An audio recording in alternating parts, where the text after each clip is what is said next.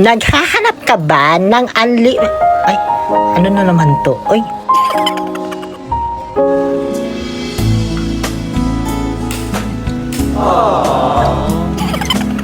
Hindi ko ginusto yan ha. Nagkataon lang ang lahat.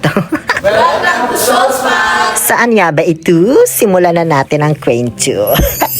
At dahil nga sa hindi ako naghanda sa bahay nung birthday ko, kasi nga inuna ko makibanding sa mga tropa ko, 'di ba? So para hindi naman ako magmukhang masamang miyembro ng pamilya ang maging tingin nyo sa akin.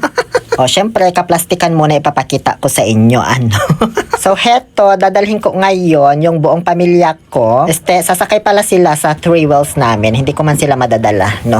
Papunta sa isang unlimited Korean buffet restaurant sa may Mangataram, Pangasinan. So tara na, wag lang sanang maubusan ng gasolina. Ngayon, andito na ako sa may Barangay Calvo, Mangataram, Pangasinan. Andito lang ako sa may tapat ng ADESA. Kasi chinecheck ko sa Google Map kung tama ba tong hinintuan ko. Paglingon ko sa kaliwa, may Pure Gold na dyan. Katabi niya lang yung neighbor complex. Kung saan napapaloob ang Soul's Path Unlimited Korean Buffet. Ang dali lang pala hanapin. Diyos ko, kahit di mo na i-Google Map. O syempre, pumasok ako. Kitang-kita na rin pala dyan yung signage ng Soul's Path. Ayun, yung bilog. Andito na ako ngayon sa may parking area ng neighbor complex. So, doon ako nang galing sa may highway, doon sa may ADESA. Tapos, ayan na, nasa tapat ko na agad ang Soul's Path. Sa second floor yan, kaya syempre aakyat tayo, alang ang bababa, diba? At andito na tayo sa may waiting area of responsibility nila. So, di pa ako papasok, antayin ko lang yung aking mga kapamilya. Kasi alam nyo naman, pag 3 wheels yung gamit, mabagal talaga.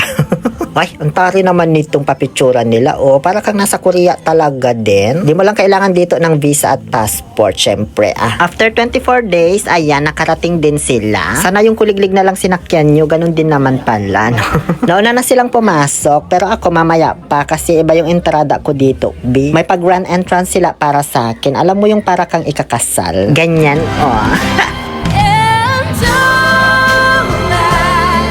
Just fall in love again. Ako na nagtuloy, baka makapiright pa.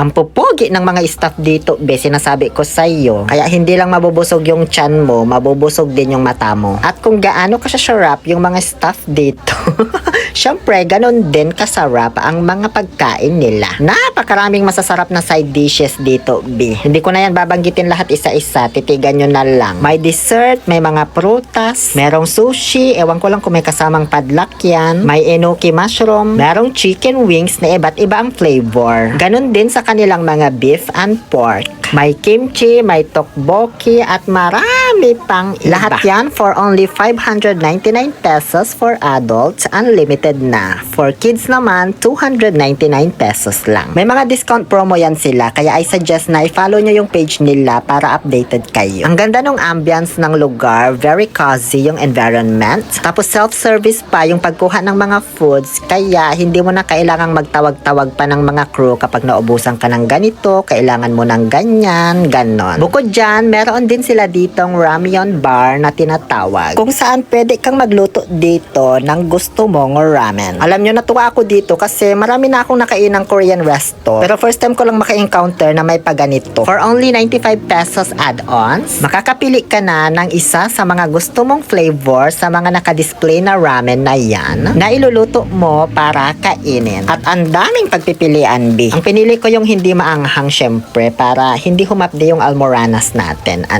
May nakasulat naman na instruction dyan sa machine kung paano yung gagawin mo step by step. Pero syempre, nagpa-assist pa rin ako para magkaroon man lang kami ng banding nitong crew nila. Medyo nahirapan akong maghalo gamit nitong chopstick kasi hindi man ako marunong. Kaya ayun, pinahalo ko na lang sa kanya. Okay lang ba yun?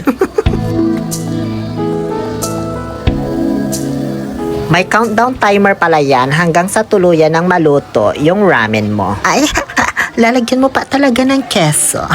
So, okay na tayo sa ramen, kaya next target naman na tayo. Next target. Sila naman ngayon yung nag-arrange sa table ko, diba? Ang pogi din yan, no? Medyo natagalan nga lang siyang sindihan itong barbecue grill. Eh, di niya alam, pinasadya ko talaga yan para tumagal-tagal yung exposure niya sa harapan ko. Charo. Lagyan na rin natin background music para kiligin kayo.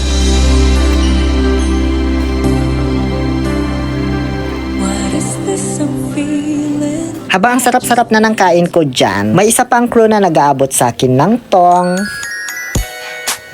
At kung ano pang mga utensils na kailangan ko sa buhay. Diba? Ang pogi din. Iba rin siya no doon sa nagsindi ng kalan. So, bali siya na yung ating search number 3. Ano? Marami pa yan sila pero syempre alangan naman mag-assist lahat sa akin. Syempre i-assist din yung ibang mga customer. Alam nyo, nabusog na ako pero parang di ko pa nakakalahati itong mga nasa lamesa.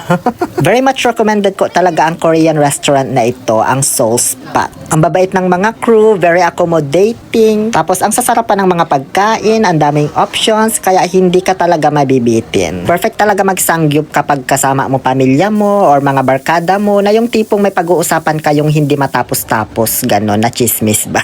Kaya kung gusto niyo ng kakaiba at bagong experience sa isang bagong unlimited Korean buffet, dito na kayo sa Soul Spot. Maraming salamat po. Muli ito po ang inyong Happy Pill Oliver Castro na nagsasabing no to toxicity, let's make people kinikilig.